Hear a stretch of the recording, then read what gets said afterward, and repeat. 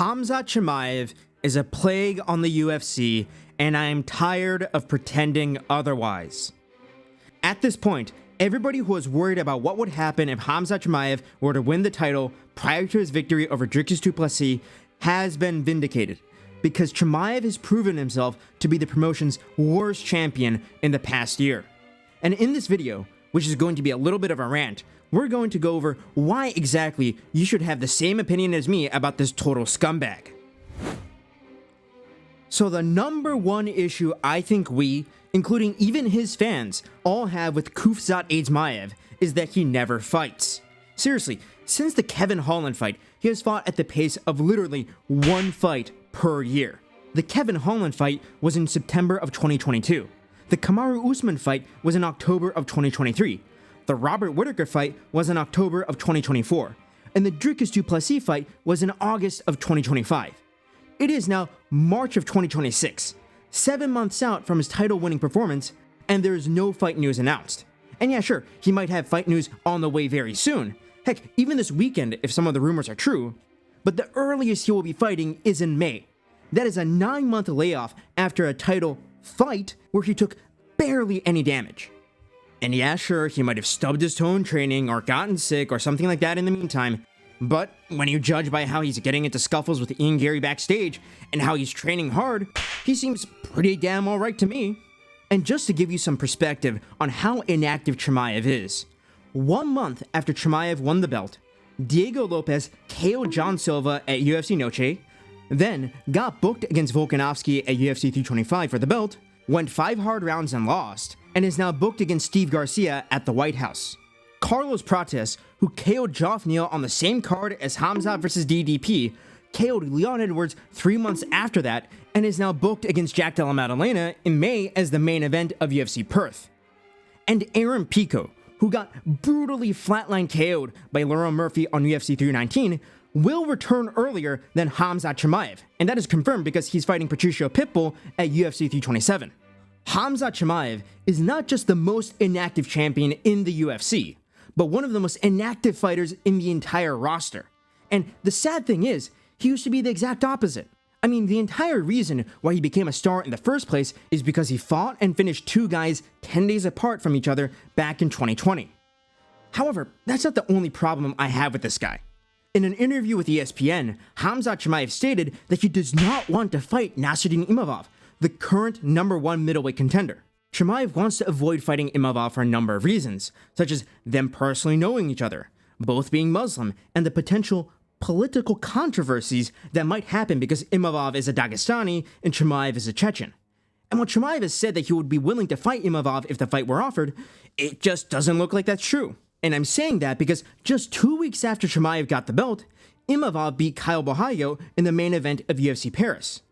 These 2 guys were on the perfect timeline to fight each other. Just book them to fight in January or February before Ramadan starts. It would have been perfect. But no! Khamzat waited around for the main event of Strickland vs Hernandez to wrap up, after which he had the audacity to post this on Twitter. "No, brother, I'm waiting for Strickland." Like, what? You've had the #1 contender waiting in front of you for 9 months, and now you're saying you're waiting for Sean? What? And look, there might be political issues with Chechnya and Dagestan and all of that, but Khamzat had no qualms about brutally KOing Ikram Aliskerov, a Dagestani who literally trains with Khabib and Islam Makhachev in Brave CF back in the day. And honestly, not giving Imavov the chance to fight for the belt is a much bigger disservice than any of the reasons Khamzat is giving for avoiding the fight, since it is obviously the goal of every fighter in the UFC to win the championship. And at this point, I just feel bad for Imavov because he's having precious years of his career wasted by Chimaev's inactivity. And don't forget that Imavov arguably deserved the title shot against Dricus more than Chimaev back when they were contenders, since Chimaev's only ranked win at middleweight was over Robert Whittaker, while Imavov had beaten Brendan Allen, Jared Cannonier, and KO'd Israel Adesanya. And even if Chimaev gets a fight booked against Strickland in the late spring or summer, he's going to have, at the very most, 1 more fight this year. And this is why everybody was saying they missed Dricus du Plessis and Israel Adesanya, because with those guys, you were guaranteed at least 2 title fights a year, if not more. And while he's incredibly inactive in the octagon, he is very active on Twitter, pumping out BS callouts all the time. Khamzat posts, brother, boys 15W, 13W, and 3 losses. Only this is the difference between us. And Walnut MMA here points out, Chama, 2-division champion. Chama, 2 times light heavyweight champion. Chama, lots of title defenses. Boers, inactive. Boers, 0 title defenses. Boers, 1-division champion. And then Kadyrov's pet replies, if Chama stops running, I will be 2-division champion. And yeah, sure, everybody wants to see Chimaev as a 2-division champion, right? Because the fans would definitely want to see you hold up another division for a year without any fights. And Chimaev also posted 205, which, along with the fake news from the MMA Twitter guy Crazy Kev, led to this whole false rumor about Khamzat Chimaev fighting Yuri Prochazka for the vacant light heavyweight title at UFC 327. It's just all BS from Khamzat, who shouldn't be taken at all seriously at this point because of how often he lies, which is a trait about him we will cover later on when talking about his crypto scam with Smashcoin. But anyways, the number one reason why Khamzat is the worst current UFC champion is his inactivity. But that is still one reason among many. Now, Khamzat Chimaev used to be known as one of the most exciting fighters in the UFC. He would sprint at a guy, take him down, take his back, and either beat the crap out of them or submit them, all within the first round. He did this to Robert Whittaker, he did this to the Leech, and he did this to all the unranked guys he was beating on the come-up. And in the Gilbert Burns fight, where he didn't get this early finish, he went on to have the fight of the year. It was a great fight, a fantastic brawl. But recently, Khamzat Chimaev has been on a bit of a downward trend, let's say, when it comes to his entertainment factor. The first sign of this happening was his fight against Kamaru Usman, who took the fight on short notice. And now, while Khamzat Chimaev 10-8'd Kamaru Usman in the first round, it wasn't really like a true 10-8, if you get what I mean. Khamzat Chimaev dominated Usman, and he tried to submit him many times, and he did land some solid ground and pound, but there was no blood, there wasn't a ton of damage, and it was more so about the duration of the domination rather than any sort of damage that Khamzat Chimaev inflicted. Like, outside of Abu Dhabi, I'm not sure exactly that round gets a 10-8, if you get what I mean. And then, after that round is over, Khamzat Chimaev and Kamaru Usman end up staying on the feet and having what amounts to a low-output kickboxing match for the next 2 rounds. And honestly, if you say that the first round was a 10-9, you could score this fight to Kamaru Usman. Now, I personally don't think that Kamaru Usman won this fight, but I'm just saying that it's within the realm of possibility. And that is because of how low output those last 2 rounds were. In round 2, Khamzat Chimaev landed 9 significant strikes. In round 3, he landed 13. And in both rounds, Kamaru Usman outlanded Chimaev. So there's a serious argument that this was a draw, if not a win for Kamaru Usman, okay? However, this fight wasn't bad, okay? It wasn't terrible. But then, you go and look at the Dricus du Plessis fight. Dricus du Plessis versus Khamzat Chimaev for the middleweight title was probably the worst modern title fight in UFC history. And it can all be summarized with just one statistic. 21 minutes and 40 seconds of control time for Khamzat Chimaev. 21 minutes and 40 seconds. And during those 21 minutes and 40 seconds that Khamzat Chimaev had control, he had zero sub attempts. In fact, Dricus du Plessis had 1.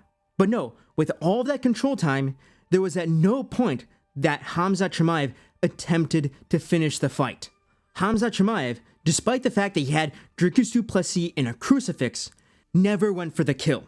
Khamzat Chimaev landed 529 total strikes. But all of those strikes were little pitter-pat shots.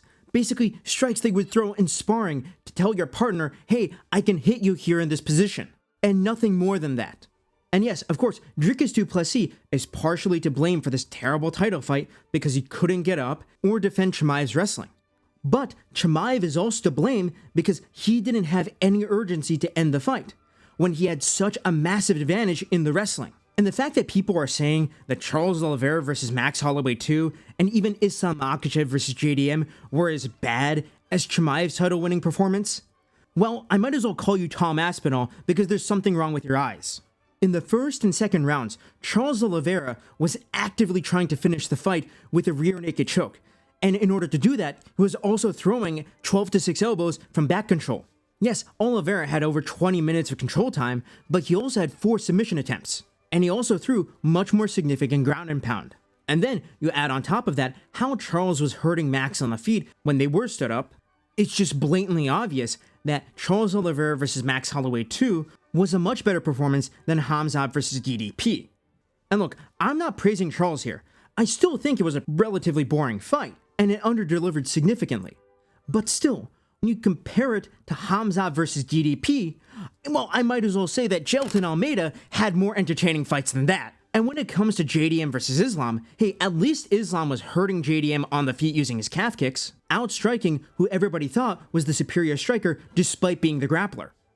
But yeah, Khamzat Chimaev rarely fights, and when he ends up fighting competition who he can't finish in the first round, like a Dricus du Plessis, he is more than willing to lay on them for 5 rounds while making 0 attempts to finish the fight because he knows that there's a chance he'll gas out if he tries to go for the kill. Alright, now when it comes to Khamzat Chimaev's crypto scam, I'm sure everybody has already heard about it and it is quite old news. However, it's still worth bringing up because of how it shows off Khamzat Chimaev's personality. So to give you a quick overview of what this crypto scam on Chimaev's part was, back in July of 2024, Chimaev came out and advertised this meme coin called Smash Coin, which is a Solana-based meme coin that is a reference to his catchphrase of "Smash everybody." And Khamzat Chimaev advertised this on social media, specifically his Twitter, to encourage his fans to buy it and quickly pump up the value. But then the token crashed and it dropped over 94% of its value, okay? And that was just within a few hours after he went all out on promoting it. And he later deleted all of these posts. And then, after he was called out on his BS, Khamzat Chimaev's manager issued an apology and claimed that Khamzat was, quote, misled by crypto group and didn't fully understand cryptocurrency. And now, this quote-unquote apology can be taken one of 2 ways. The first way is that Khamzat Chimaev is lying here and he did knowingly scam his fans. And the second way is that Khamzat Chimaev is too dumb and negligent about who he keeps around his inner circle. And I mean, I guess when you consider his connections, well, it might be the latter of the two. But yes, this incident shows that Khamzat Chimaev either has 0 integrity or is completely negligent about what goes around him. And in either case, it shows that he does not care at all about his fans. Now finally we get to the Kadyrov problem. As everybody already knows, Khamzat Chimaev is within the inner circle of the Chechen dictator Ramzan Kadyrov. And Kadyrov and Chimaev have basically done everything together at this point.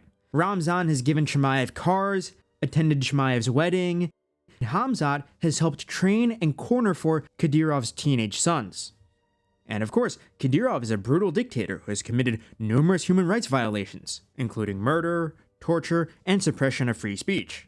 And at this point, I'm sure that some of you Chimaev defenders would be saying something like, hey, Khamzat Chimaev has no point but to associate himself with Kadyrov because Kadyrov could kill his family or hurt his friends at any time. And yes, that is absolutely 100% correct. And doubly so when you consider what happened to Kadyrov's former favorite MMA fighter, Abdulkarim Adilov, who mysteriously died after allegedly supplying recreational drugs to Kadyrov's entourage, including Kadyrov's sons. And that is why I fully understand that Khamzat Chimaev basically has no point but to associate himself with Kadyrov. However, I do need to bring one point up about Kadyrov and his use of Khamzat Chimaev as a symbol of Chechnya, and I'll do so by using this graphic right here. As you can see, Putin controls Kadyrov. Kadyrov controls Chimaev. And then you have all of Khamzat Chimaev's fans who, as you guys probably can guess, are from places like the Middle East and Pakistan and maybe parts of India. They all clap like idiots and support Chimaev because he's the same religion as them, when, in reality, supporting Chimaev helps reinforce Ramzan Kadyrov and the Kadyrov family's control over Chechnya, which in turn helps Putin, who is an Orthodox Christian by the way, control the region through soft power. Khamzat Chimaev is the ultimate sports washing tool for the Putin regime in Chechnya.